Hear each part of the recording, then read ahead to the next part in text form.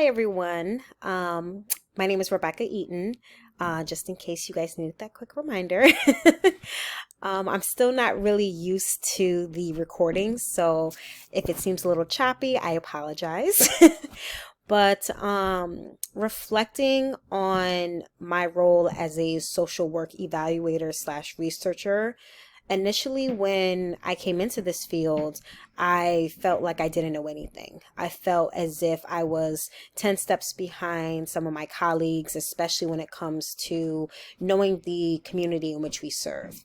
So within my first year of working within the human service field, as well as working within my population of clients battling mental health and substance abuse, I had to learn rather quickly how to kind of navigate as a social work researcher, as well as an evaluator. Some of my first steps that I actually took was to really get to understand the community in which I served. At the time, I was working in Bridgeport, Connecticut, and within the state of Connecticut, a lot of individuals know Bridgeport to be a little bit rougher around the edges, but that's something that I actually gravitated towards.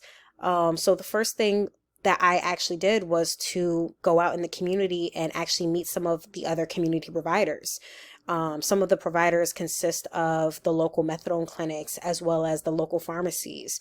But also, too, a lot of the other providers that I introduced myself were a lot of the places that I was receiving and recruiting a lot of my clients, whether it be from the hospitals or the detox facilities.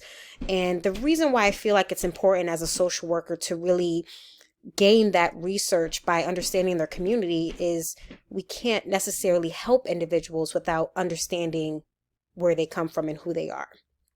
And as the lovely TED Talk that we all, of course, reviewed with Dr. Ann Chiet, she actually brought up some really awesome points. Social workers have superpowers. And within my first year within this field, I did feel like a superhero. I felt like I was able to really understand where my clients were coming from, but also I was able to learn and be open to receiving new information from them.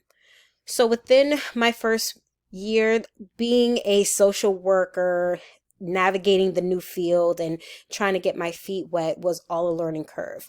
I also learned that what one approach that may work with one client, it will not work with all of my clients that are before me.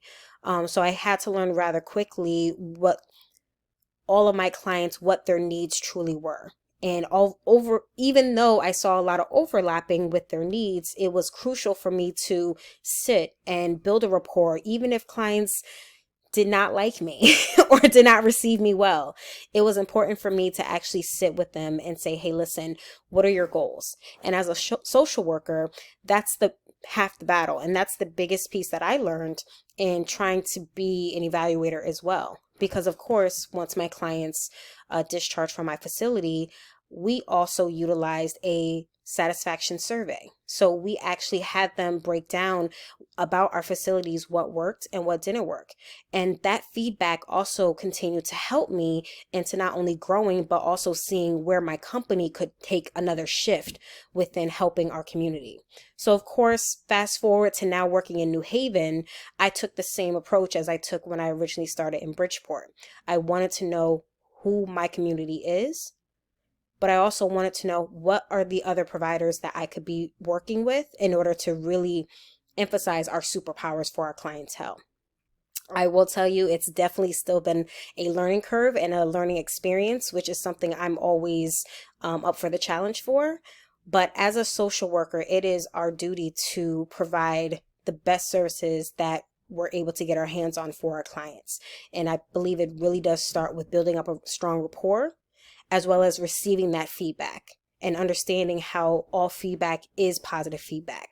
Whether it's someone providing negative feedback, it's always a positive feedback for you to grow. Thanks, guys.